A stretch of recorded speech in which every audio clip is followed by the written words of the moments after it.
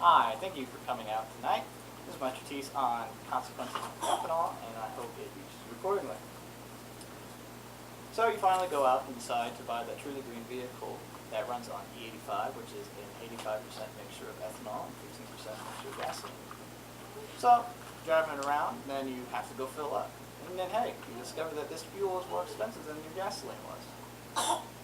Then, as you're watching TV at home with your car parked in the driveway, you discover that, hey, corn ethanol, which is what your car runs off of, is actually worse for the environment than gasoline by itself. Corn ethanol has a lower engine performance, which is done by the Department of Energy.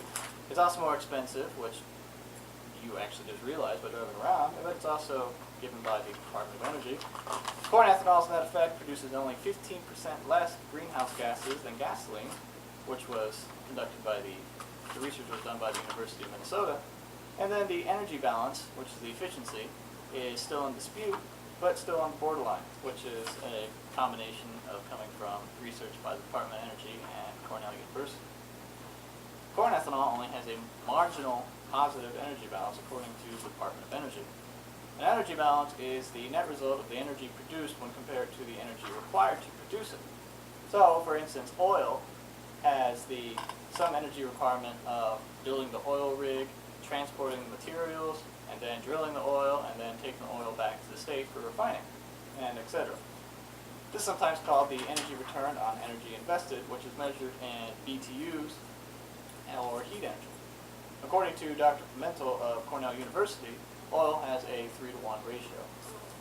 The energy balance for ethanol varies on the interpretation of the facts and the type of ethanol in question.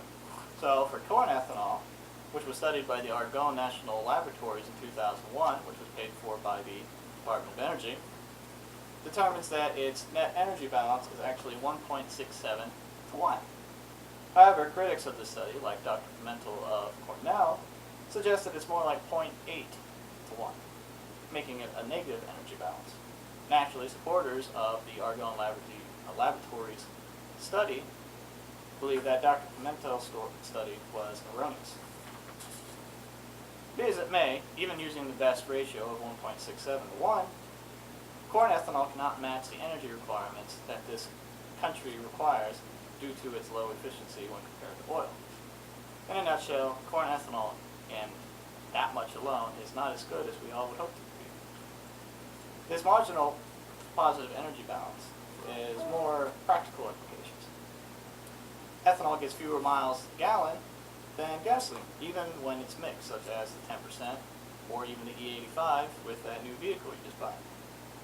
The E85 mixture, as I said, is 85% ethanol and 15% gasoline, has 27% less energy per gallon when compared to 100% gasoline.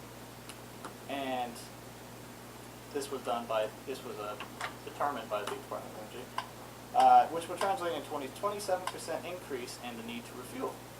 According to the reported prices from across the country, as recently as the middle of February of 2009, the price spread between E85 and gasoline is on average about a 15% difference.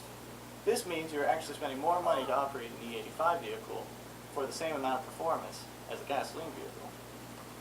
With the more fuel needed for the equivalent performance of gasoline, the benefits of corn ethanol slowly disappears when compared to gasoline. Hi. Corn ethanol's net effect results in a 15% lower production of greenhouse gases than gasoline. So, this lower production of greenhouse gases is nullified by the 27% less efficiency, which would result in more greenhouse gases than gasoline for the same performance.